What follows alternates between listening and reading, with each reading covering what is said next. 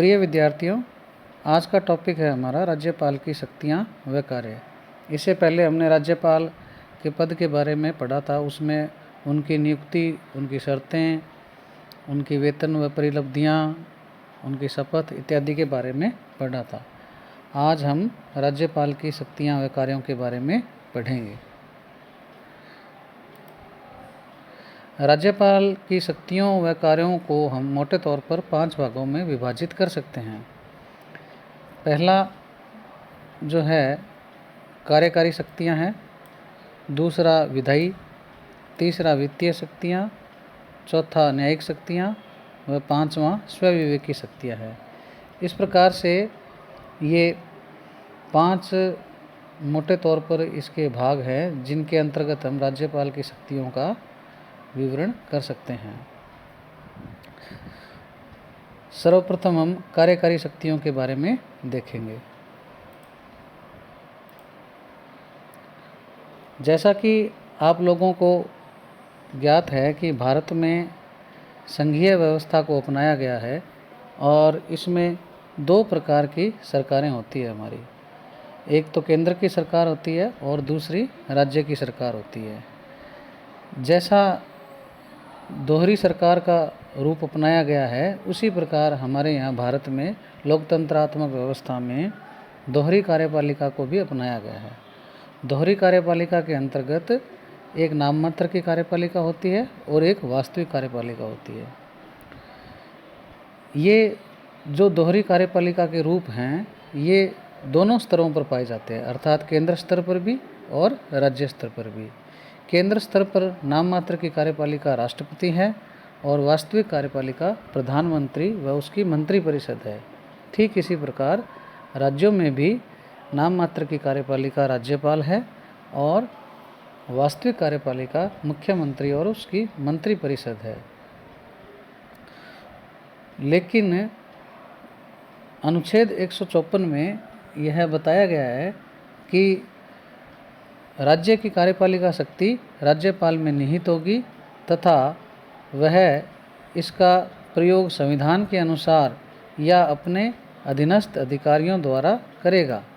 इस प्रकार राज्य के समस्त प्रशासकीय कार्य राज्यपाल के नाम से किए जाते हैं। तो कुल मिला के जो भी कार्य होता है वो राज्यपाल के नाम से ही होता है, लेकिन राज्यपाल सिर्फ स्वविवेकी शक्तियों को छोड़कर बाकी सभी कार्य मुख्यमंत्री और उसकी मंत्रिपरिषद की सलाह के बगैर नहीं कर सकता, अर्थात उनकी सलाह से ही करता है। तो अनुच्छेद 154(1) जो है वह राज्यपाल की कार्यपालिका शक्ति के बारे में बताता है। इसके पश्चात हम अगली जो शक्ति है उसकी कार्यपालिका शक्ति राज्यपाल की, उसके बारे में देखते हैं। आर्टिकल 164(1) जो है वह हमें मुख्यमंत्री और अन्य मंत्रियों की जो नियुक्ति है उसके बारे में बताता है। जब जिस दल को बहुमत प्राप्त होता है तो राज्यपाल उस दल को सरकार बनाने के लिए आमंत्रित करता है। तो जो बहुमत दल का नेता होता है उसको मुख्यमंत्री के रूप में शपथ दिलवाई जाती है और मुख्यमंत्री की सलाह से ही अन्य मंत्रियों को राज्यपाल पद व गोपनीयता की शपथ दिलवाता है। और ये मंत्री जो हैं ये सभी राज्यपाल के प्रसाद पर्यंत अपना पद धारण करते हैं, अर्थात मुख्यमंत्री का विश्वास इसमें आवश्यक है। यदि मुख्यमंत्री मंत्रियों के कार्य से या उनकी परफॉर्मेंस से सेटिस्फाई न हो तो उस स्थिति में मुख्यमंत्री राज्यपाल को अमुक मंत्री को हटाने के लिए परामर्श दे सकता है और राज्यपाल उस मंत्री को पद से हटा सकता है। तो इस प्रकार से मंत्रिपरिषद जो है वो मुख्यमंत्री की इच्छा के अनुसार चलती है और राज्यपाल मुख्यमंत्री व मंत्रिपरिषद के परामर्श से कार्य करता है। अगली कार्यकारी जो शक्ति है उसका अनुच्छेद 167 में उल्लेख किया गया है और उसमें यह बताया गया है कि राज्यपाल जो है वह राज्य के प्रशासन से संबंधित या विधान अर्थात कानून से संबंधित कोई भी जानकारी मुख्यमंत्री से मांग सकता है। यह उसकी एक शक्ति है 167 के तहत मांग सकता है।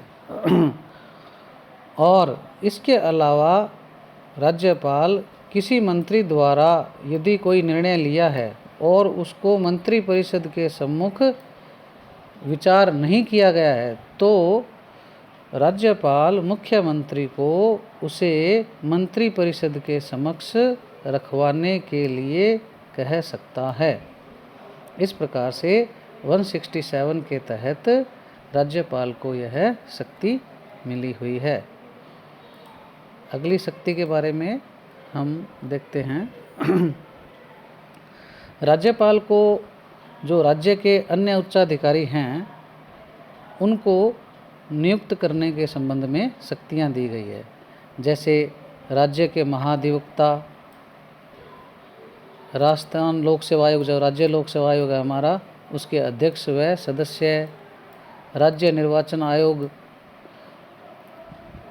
को और राज्य वित्त आयोग है, अन्य आयोग में राज्य वित्त आयोग आ जाएगा और अन्य प्रकार के आयोग हो रहे हैं, राज्य महिला आयोग है, सूचना आयोग है। इन सभी आयोगों के जो अध्यक्ष और सदस्य हैं उनकी नियुक्ति राज्यपाल मुख्यमंत्री के परामर्श या मंत्रिपरिषद के परामर्श से करता है।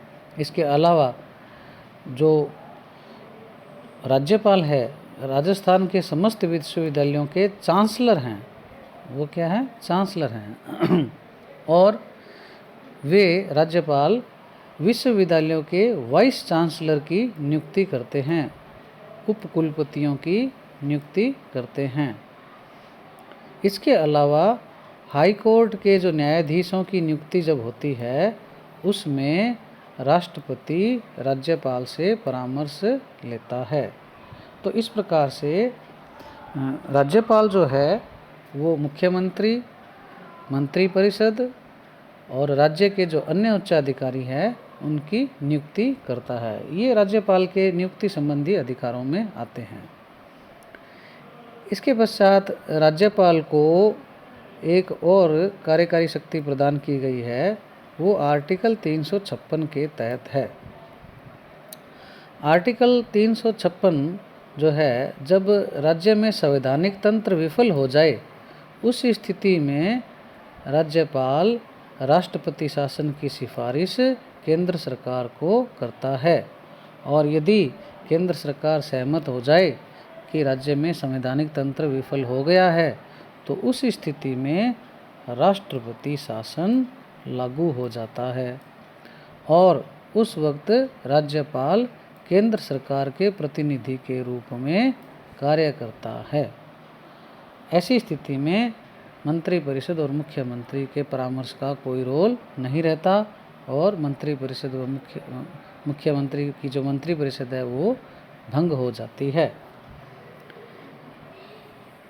इसके पश्चात अगली जो शक्ति है राज्यपाल की वो ये है कि हम जैसा कि जानते हैं कि भारत में शक्तियों का विभाजन किया गया है और उनका बाकायदा संविधान में उल्लेख है और वो विषयों के रूप में है। इसके लिए भारत में एक अनुसूची भी बनाई गई है। यह अनुसूची 7वीं अनुसूची है और इस अनुसूची में 7वीं अनुसूची है। इस अनुसूची में 3 अनुसूचियां हैं। कितनी अनुसूची है? 3। पहली संघ सूची, दूसरी राज्य सूची और तीसरी कौन सी है? समवर्ती सूची। तीसरी समवर्ती सूची। संघ सूची में केंद्र को कानून बनाने का अधिकार है, उसके जो विषय हैं संघ सूची में, और राज्य सूची के विषयों पर राज्य सरकार अर्थात राज्यपाल को अधिकार है। और समवर्ती सूची में केंद्र और राज्य दोनों को अधिकार है। तो राज्य सूची के विषयों पर और समवर्ती सूची के विषयों पर राज्यपाल को कानून बनाने का अधिकार है। राज्य सूची के विषय पर तो पूर्ण अधिकार है लेकिन समवर्ती सूची का जो मामला है उसमें उसके अधिकार तब तक ही माने जाएंगे जब तक वो संसद द्वारा बनाए गए कानूनों से विरोधी न हो। अर्थात राज्य का कानून और संसद द्वारा बनाया गया कानून जो कि समवर्ती सूची के विषय से संबंधित है, यदि उनमें कोई गतिरोध न हो तो राज्य का कानून भी प्रभावी रहता है। यदि संसद के बनाए गए कानून और राज्य के बनाए गए कानून में गतिरोध हो जाए तो उस स्थिति में संसद द्वारा बनाया गया कानून ही प्रभावी रहता है। इसके पश्चात हम देखते हैं कि आर्टिकल 333 जो है वो यह प्रावधान करता है, राज्यपाल को यदि ऐसा लगे कि राज्य की विधानसभा में आंग्ल भारतीय समुदाय का पर्याप्त प्रतिनिधित्व नहीं हुआ है तो उस स्थिति में वह आंग्ल भारतीय समुदाय के एक व्यक्ति को विधानसभा का सदस्य मनोनीत कर सकता है। तो राजस्थान में ऐसी कोई स्थिति है नहीं हमारे, क्योंकि यहाँ आंग्ल भारतीय समुदाय के व्यक्ति है ही नहीं। तो कुछ एक स्टेटों में ऐसा होगा कि वहाँ पे ऐसा आंग्ल भारतीय समुदाय हो और वहाँ से क्या एक कैंडिडेट मनोनीत होके आता है। इसके पश्चात आर्टिकल 171(3) यह विधान परिषद से संबंधित है। हालांकि राजस्थान में विधान परिषद नहीं है और इसके लिए राज्य विधानसभा ने प्रस्ताव पारित करके केंद्र सरकार को भेज रखा है और अभी फ़िलहाल 6 राज्यों में विधान परिषद है। पहले यानी वहाँ द्विसदनीय व्यवस्था है, विधान सभा और विधान परिषद। और जम्मू कश्मीर में अभी जो नया कानून पास हुआ उसके तहत वहाँ पे विधान परिषद को समाप्त कर दिया गया है, उससे पहले 7 राज्यों में थी। तो जो विधान परिषद है उसकी जो कुल सदस्य संख्या है उसका 1/6 सदस्य राज्यपाल द्वारा मनोनीत किए जाते हैं और जो ये व्यक्ति मनोनीत किए जाते हैं वे साहित्य, कला, विज्ञान, समाज सेवा या सहकारी आंदोलन के क्षेत्र में विशेष ज्ञान या अनुभव रखते हो। इस प्रकार से राज्यपाल को विधान परिषद में 1/6 सदस्यों को मनोनीत करने का अधिकार है। इसके पश्चात ये तो अब आपको विद्यार्थियों जो ये राज्यपाल की जो कार्यकारी शक्तियां हैं ये मोटे तौर पर लगभग इतनी ही थी और आपको भली भांति समझ आ गई होगी। और यदि किसी प्रकार की कोई जिज्ञासा या कुछ जानकारी की आवश्यकता हो तो आप कमेंट्स बॉक्स में लिख सकते हैं। धन्यवाद।